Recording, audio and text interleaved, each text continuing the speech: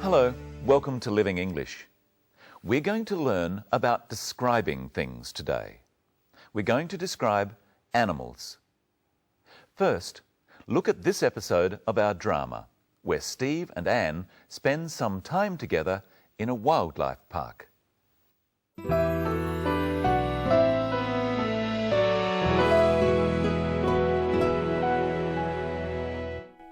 Come on. Look at this big grey one. He's massive. He has very, very strong arms and legs. And a big strong tail. Yeah, and ears. Very big ears. Its fur looks very soft. It feels soft on my hand. It's got beautiful big brown eyes.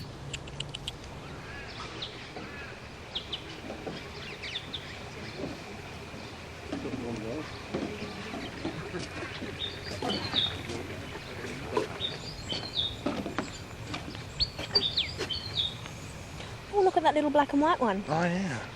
I think that's a willy wagtail. They're very fast. They move around a lot. It's cute. It's got such a long tail.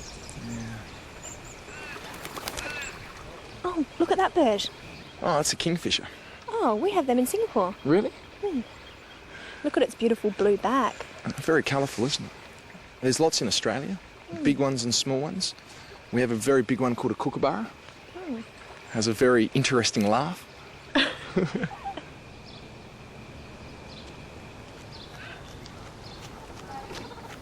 So soft and cuddly. Yeah, like me. They've actually also got really sharp claws. See? Oh, he's so cute. Can I take him home? I don't think they'd be very happy about that.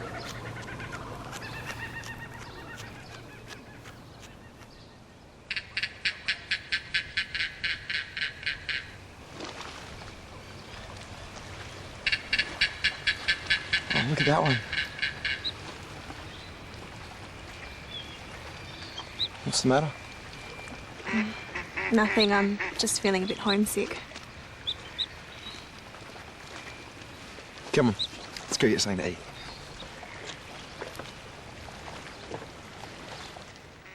There were plenty of animals there to describe. To start today, let's listen to the way Anne describes a kangaroo. Come on. Look at this big grey one. This big grey one.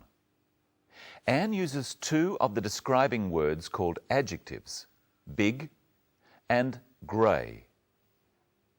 When we describe something like an animal, we usually say something about its size and colour. When we do this using two adjectives before the thing described, this big grey one, we say the size first and then the colour. This big grey one. Have a try saying, "Look at this big grey one," with Anne. Come on. Look at this big grey one. Anne says one instead of kangaroo. You can say one instead of a noun that can be counted. You can count birds. One bird, two birds, three birds. So you can say one instead of bird. Some nouns can't be counted, such as milk.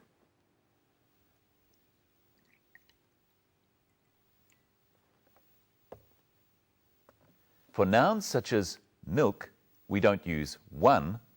We use the words some or any. For instance, if I said, "Do we have milk?" you could answer, "Yes, we have some," or "No, we don't have any."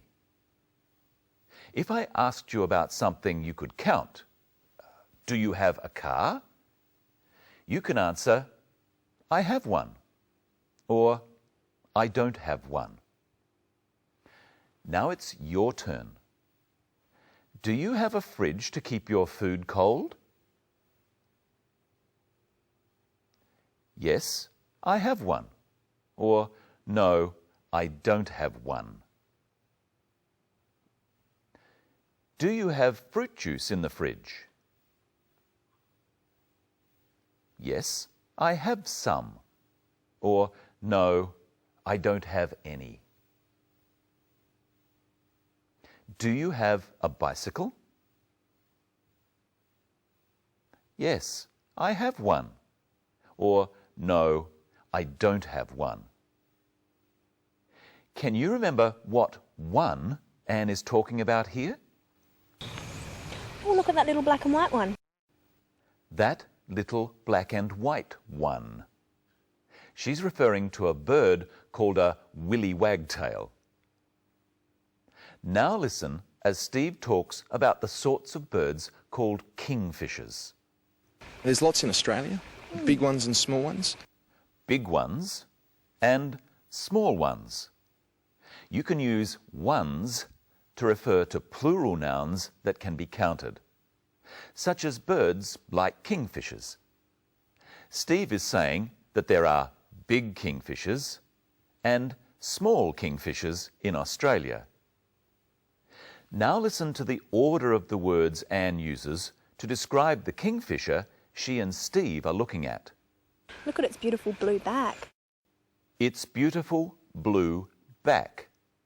First, Anne uses the adjective that describes a quality, beauty, and then the colour.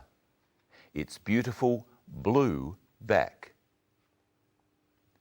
This ring is gold, and I think it's beautiful.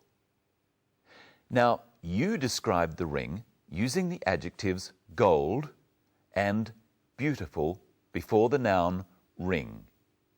It's a beautiful gold ring. Now listen to Anne use 3 adjectives in a row to describe a kangaroo's eyes. It's got beautiful big brown eyes. It's got beautiful, big, brown eyes.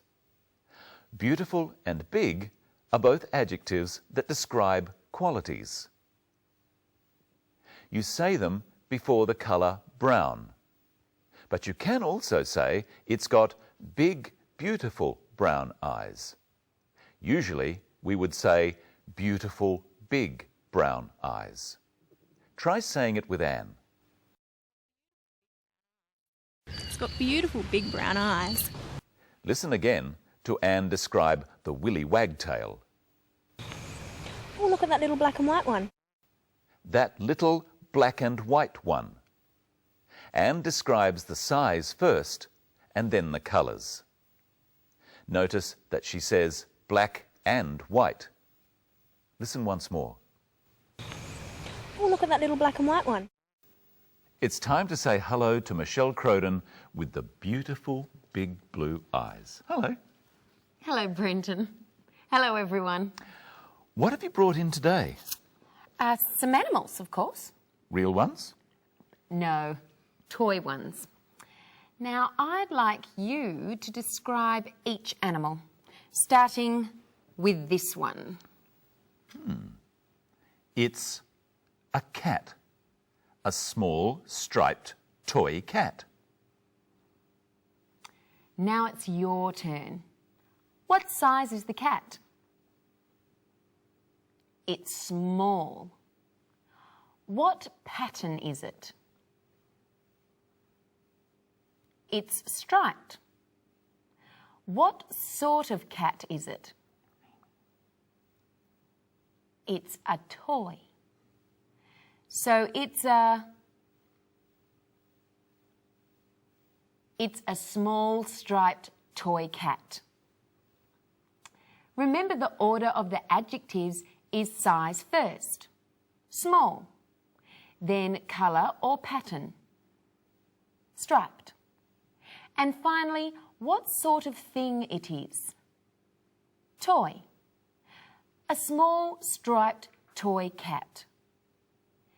Now see if you can describe this one in the same way. It's a big black and white toy panda. Size first, big. Then colour, This time, 2 colours, black and white. And finally, the sort of thing it is. Toy. A big black and white toy panda. You could have said large instead of big. Yes, but you wouldn't say that he's very, very big like this. He's massive. He's not massive. A real panda is massive. Yes, he's big, but he's not that big. He's not very big. We've looked at using words such as very before adjectives on a previous episode. Listen to Steve using very here to describe a sort of kingfisher called a kookaburra. We have a very big one called a kookaburra.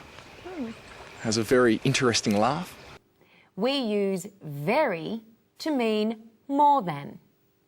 Very big is more than big, and massive is very, very big. Very, very? Sometimes we use the word very to mean even more than. Listen to Steve. He's massive. He has very, very strong arms and legs. Now listen to how Anne says that the koala is more than cute. Oh, he's so cute. Can I take him home? He's so cute. He's soft and cuddly too. How soft and cuddly. So soft and cuddly. He's so soft and cuddly. A bit like the panda. That's the same as saying he's very soft and cuddly. Yes, but you can't use so in exactly the same way as very all the time. For instance, I can say that you have very beautiful eyes, Yes, you can. but I can't say you have so beautiful eyes. I have to say your eyes are so beautiful. Explain?